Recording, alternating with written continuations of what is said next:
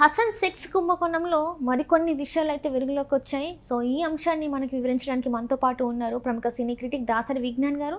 నమస్కారం అండి. నమస్తే. సో ఇప్పుడు చూస్తున్నట్టయితే మంత్రి అయిన ప్రజ్వల్ గారు అంటే సెక్స్ మనం చూస్తున్నాం, భవానీ అనే అమ్మాయి తను ఏం చెప్పింది ఏంటి అనేది.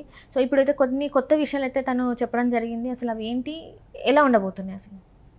అయితే ప్రజ్వల్ రేవన్న, హెచ్డి రేవన్నకి అబ్బాయి కుమారుడు. వీళ్ళది రేవన్న అంటే మనకు బాగా పరిచయం ఉన్న కుటుంబమే. కుమారస్వామి వీళ్ళ అంకుల్ అండ్ దేవేగౌడ ప్రధాని వీళ్ళ ఫాదర్, అంటే వీళ్ళ డాడీ తాత. మంచి కుటుంబం, ఎప్పటి నుంచో అందరూ తెలిసిన కుటుంబమే. సో ఈయన ప్రజ్వల్, ఈయనది ఒక రికార్డు ఉంది. 1990 తన డేట్ ఆఫ్ బర్త్. లోక్సభలో అతి పిన్న వయసు గల ఎంపీగా గుర్తింపు పొందాడు ఇతను ప్రజెంట్. ఇదొకటి ఉంది. And youngest MP in India present. ఇతనిపై తరచూ లైంగిక వేధింపుల కేసులు ఎప్పటి నుంచో వినిపిస్తూ ఉన్నాయి. ఇతనికి సంబంధించిన వీడియోలు అని కనీసం ఒక 3000 పైగా సీడీలు మొత్తం చక్కర్లు కొడుతున్నాయి తమిళ మొత్తం కర్ణాటక వైజ్గా.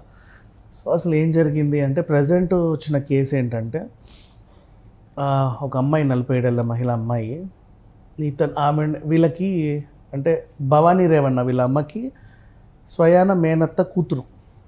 సో హెచ్డి రేవన్నగా అక్క వరుస అవుతుంది అనుకో. అండ్ అలాగే ఇతనికి అత్త వరుస అవుతుంది ప్రజ్వల్కి. జనరల్గా మనం చూస్తూ ఉంటాము, రాజకీయ నాయకులు ఎవరైనా సరే ఎమ్మెల్యేలు కానీ ఎంపీలుగా ఉన్నప్పుడు, గెలిచినప్పుడు వాళ్ళు మనోళ్ళు అనే ఊర్లలో ఏదేదో దూర బంధువులు అందరూ ఉంటారు కదా, మాకు ఏదో ఒకటి చూడండి అని చెప్తా ఉంటారు కదా.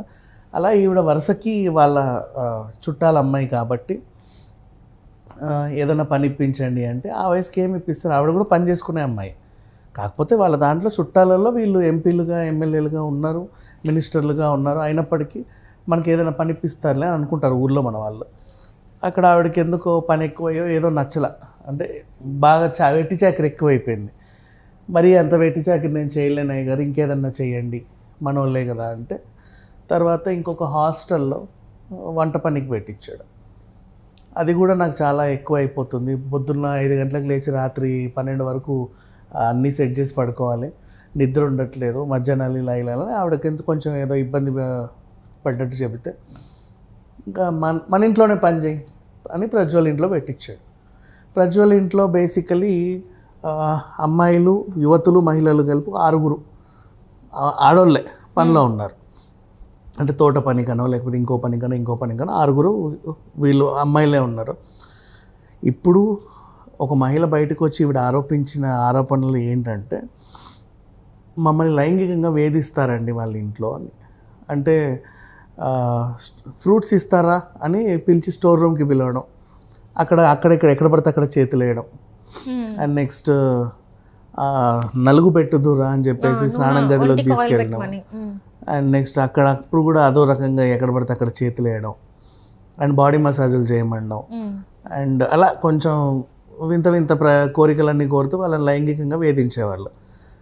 ఈమె కూడా ఎప్పుడు వాళ్ళ కూతురికి వీడియో కాల్లో అన్నీ చెప్పేదన్నమాట, చూడు ఇందాక ఇట్లా పిలిచాడు, నన్ను అలా అన్నాడు ఇలా అన్నాడు అని చెప్పేసరికి ఆ పిల్ల ఏమనిందంటే తనకు భయం వేసి, అమ్మో ప్రజ్వల్ ఇలాంటోడా అని చెప్పి ఆయన నెంబర్ ఈమె దాంట్లో బ్లాక్ చేసి పడేసింది. ఎందుకంటే ఎప్పుడన్నా మీ అమ్మ రాకపోతే నీకు కాల్ చేస్తా అన్నట్టుగా వీళ్ళ నెంబర్లు ఉంటాయి కదా, ఈమె బ్లాక్ చేసి, అంటే వాడు ఫోన్ చేసినా కలవద్దని ఆ రకంగా చేసింది. అండ్ ఈవిడ కొన్నాళ్ళు చాలా ఇబ్బందులు పడ్డానని చెప్పి ఇప్పుడు ఈయన మీద ఎక్కువ రకరకాల ఆరోపణలు వచ్చేసరికి కొంచెం బయటకు వచ్చి ఒక కేసు అనేది నమోదు చేసింది.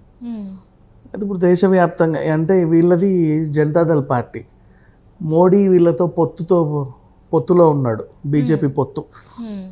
అయితే ఇప్పుడు వీళ్ళందరూ ఆరోపించేది ఏంటంటే, బీజేపీ పొత్తులో ఉన్న వాళ్ళు ఎందుకు ఇలా చేస్తున్నారు. ఇంతకుముందు కూడా మనం చూసాం రెజ్లర్స్ ప్రొటెస్ట్, ఆయన గురించి కూడా లైంగిక వేధింపులను చాలామంది ఎంత రకాలుగా పెట్టినా ఈసారి మళ్ళీ ఆయనకి టికెట్ వచ్చింది. సో ఇప్పుడు ఈయన గురించి కూడా మీరు యాక్షన్స్ తీసుకోవట్లేదు, మీ పాలనలో అందరు ఇలా మహిళల పట్ల అసభ్యంగా ప్రవర్తిస్తున్నా సరే మీరు మళ్ళీ వాళ్ళకే సీట్లు ఇస్తున్నారు, వాళ్ళనే గెలిపిస్తున్నారు, ఏంటిది అని చెప్పేసి మిగతా వాళ్ళు ప్రశ్నిస్తుంటే అసలు విషయానికి వస్తే ఇప్పుడు ఆవిడ ఏదో చెప్పింది కదా అని చెప్పేసి రెండు వైపులు ఆలోచించాలి. నిజం ఉందా అబద్ధం ఉందా అనేది కూడా చూడాలి కదా. ఇంట్లో భవానీ గారు ఉంటారు, ఆవిడ లేనప్పుడే ఈవిడ్ని నలుగు పెట్టురా అది పెట్టురా ఇలా చేయి అలా చేయి అని చెప్పి నా వేధిస్తాడు అని ఆవిడ చెప్పుకొచ్చింది. ఆవిడ 47-50 ఏళ్ళ మహిళ. మిగతా అమ్మాయిలు కూడా 6 కూడా ఒకవేళ మమ్మల్ని కూడా వేధించారండి అని బయటపడితే అప్పుడు ఈయన మీద కరెక్ట్ అయిన చర్యలు తీసుకోవచ్చు. అంటే ఆధారాలు ఏం లేవు కదా, ఆవిడ జస్ట్ ఆరోపిస్తుంది ఆవిడకి ఏం కావాలో. అండ్ నెక్స్ట్ ఇంకొకటి, ఆమె ఎప్పటి నుంచో వెట్టి చాకరీ చేసుకుంటూనే ఉంది, లైఫ్ సెటిల్మెంట్ లేదు. ఇప్పుడు కూతురు కూడా ఎదిగింది, ఆ పిల్లకి పెళ్లి కూడా చేయాలి. డబ్బు కోసం కూడా ఏమన్నా నాటకం ఆడు ఉండొచ్చేమో చెప్పలేము బేసికల్లీ. అంటే స్టార్టింగ్ నాకు పని కావాలయ్యా అంటే అక్కడెక్కడో పెట్టించారు, మళ్ళీ పని కావాలి అంటే ఇంకెక్కడో పెట్టించారు, ఎక్కడో ఎందుకు మీ ఇంట్లోనే ఏదో మూలకు పని చేసుకుంటా అంటే మళ్ళీ రానిచ్చారు. అలాంటి ఆవిడ ఇప్పుడు వీళ్ళ మీద ఆరోపణలు చేస్తుంది, నన్ను అలా తాకేవాడు ఇలా తాకేవాడు. నిజంగా అలాంటిది ఏమైనా ఉంటే ఆవిడ భవానీ గారికి చెప్పుకోవచ్చు, వాళ్ళ డాడీకి కూడా చెప్పుకోవచ్చు మీ అబ్బాయి ఇట్లా చేస్తున్నాడని. కానీ ఆవిడ ఆరోపించింది వాళ్ళ డాడీ మీద కూడా ఆరోపించింది, తండ్రి కొడుకులు ఇద్దరూ లైంగికంగా నన్ను వేధించారు అని చెప్పేసి ఆరోపిస్తుంది ఆవిడ. సో దీంట్లో ఎంతవరకు నిజం ఉందనేది తెలియదు, కానీ వాళ్ళ జనతాదళ్ ప్రజలే కార్యకర్తలే దీన్ని ఇంకా ఎక్కువ వైరల్ చేస్తున్నారు. అదేంటి అలా అంటే ఇప్పుడు వాళ్ళకు కూడా పడట్లేదు అంతే. కానీ ఎన్నో ఏళ్ళుగా లైంగిక వేధింపులు అంటే ఆమె పని చేయాల్సిన అవసరం లేదు. ఫర్ ఎగ్జాంపుల్ రావచ్చు 10 ఏళ్ళ తర్వాత, 10 ఏళ్ళు పని చేసి 10 ఏళ్ళ తర్వాత ఇప్పుడు బయటకు వచ్చి నువ్వు నన్ను అక్కడ గోకాడు ఇక్కడ గిచ్చాడు అని చెప్పడం తప్పు. సో ఈవిడ వైపు నుంచి కూడా అంత ఫేర్గా లేదు న్యూస్ అయితే. అంటే ఏదైనా ఆశించి ఇలాంటివి చేస్తున్నారంటారా? ఆబ్వియస్లీ ఆశించే చేయొచ్చు, ఎందుకంటే ఇప్పుడు ఆమెకి ఎంత కాదన్నా వెట్టి చాకిరే. వాళ్ళకు తెలిసిన వాళ్ళు అయినప్పటికీ మమ్మల్ని ఏదో ఉన్న జాబ్ పెట్టియచ్చు, మాకెంత ఆర్థిక సాయం చేయొచ్చు, అయినప్పటికీ మమ్మల్ని పనిలో పెట్టుకున్నారనే ఒక ఈగో ఉంటుంది చాలామందికి.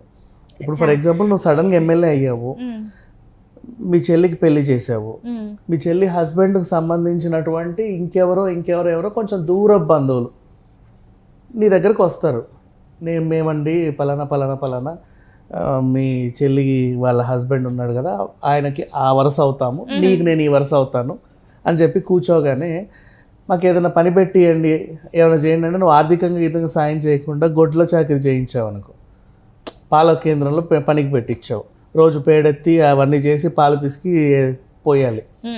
ఆ ఊర్లో ఆమె ఎప్పుడు ఆ పని చేసి ఉండదు, వాళ్ళకి ఎంత కాదు లేకున్నా ఎంతో కొంత ఉన్న దాంట్లో బతికే వాళ్ళేమో, లేదా 4 ఇళ్లలో ఏదైనా పని చేసుకునే వాళ్ళు అయి ఉండొచ్చు. ఒక ఆశతో నీ దగ్గరికి వచ్చినప్పుడు నువ్వు కూడా ఏ పని కలిపిపోతే వాళ్ళకి కొంచెం ఈగో హర్ట్ అవుతుంది.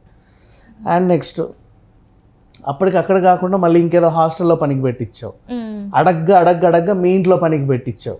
పోనీ మీ ఇంట్లో ఏమన్నా పండక్కి పబ్బాకి అవన్నీ ఇస్తున్నావా అంటే ఆ పనులను ఎలా చూసి నన్ను అలాగే చూస్తున్నావు. వీళ్ళని కొంచెం ఎక్కువ చూడాలి కాబట్టి చూడలేదు కాబట్టి చుట్టాలమ్మాయిని నీకు వరుసకి ఇట్లా అక్కనవుతా, నీకు వరుసకి అత్తనవుతా, మీ ఆవిడకి దూర బంధువుని వాళ్ళ తరఫున నువ్వు ఆ రోజు అదేంటిది ఇప్పుడు లేబర్ అడ్డా నుంచి వచ్చే పని వాళ్ళని ఎలా చూస్తున్నావో నన్ను అలాగే చూస్తున్నావు నువ్వు. నాకంటూ ఒక తేడా లేదా, అది లేదా ఇది లేదా, చూసింది కొంచెం అంటే వీళ్ళకంటే ఎక్కువ చనువు ఆవిడకి ఉంటుంది. రీజన్ ఇప్పుడు ఆ పనోళ్ళు వీళ్ళ రూమ్కి రావడానికి భయపడతారు బేసిక్గా. ఇప్పుడు లేబర్ అడ్డా నుంచి తెచ్చుకునే పనోళ్ళు ఎవరైతే ఉంటారో వీళ్ళ ఇంటికి రూమ్కి రావడానికి భయపడతారు. అయ్యా అదేదో ఇదేదో అని అడగడానికి భయపడతారు, మాట్లాడలేరు. ఈవిడ కొంచెం చనువు ఉంటుంది కదా, మాట్లాడే చనువు, ఈవిడ వస్తుంది రూమ్లోకి, డైరెక్ట్గా రూమ్లోకి రాగలదు, గ్లాసులు తీయగలదు, ప్లేట్లు ఎత్తగలదు. మిగతా వాళ్ళు అక్కడి దాకా కూడా రారు. ఆ చనువుని కూడా ఉపయోగించుకొని ఈవిడ నేను వచ్చినప్పుడల్లా నా చేయి పట్టుకునేవాడు, నా నడుము గిల్లాడు అని చెప్పింది. సో దాంట్లో ఎంతవరకు నిజాలు అంటే నిజంగా తన సైడ్ మరి నిజంగానే తనకు అన్యాయం జరుగుంటే మాత్రం తనకి న్యాయం జరగాలి. అంటే నీకు సరే ఒకసారి నడుము గిల్లాడు, నువ్వు 100 సార్లు ఎందుకు గిల్లించుకున్నావు? బేసికలీ అప్పుడే మానేయొచ్చు కదా, లేదా ఆ రోజే ఇంట్లో కంప్లైంట్ ఇవ్వచ్చు కదా, వాళ్ళ ఆవిడకి ఇంకెవరు చెప్పొచ్చు కదా. నువ్వు నలుగు పెట్టావు, పండ్ల కోసం స్టోర్ రూమ్కి వెళ్ళావు, నలుగు పెట్టిన రోజే నేను అసహ్యంగా తాకినప్పుడు మళ్ళీ స్టోర్ రూమ్కి ఎందుకు వెళ్ళొద్దు? అలా ఎన్నో ఏళ్ళుగా పనిచేసావు, మరి అడ్జస్ట్ అయ్యి సడన్గా బయటకు వచ్చి ఇలా చేసావు. Something is like that. But అంటే అంత అన్ఫేర్గా ఉందంట. Right sir, right. Thank you so much.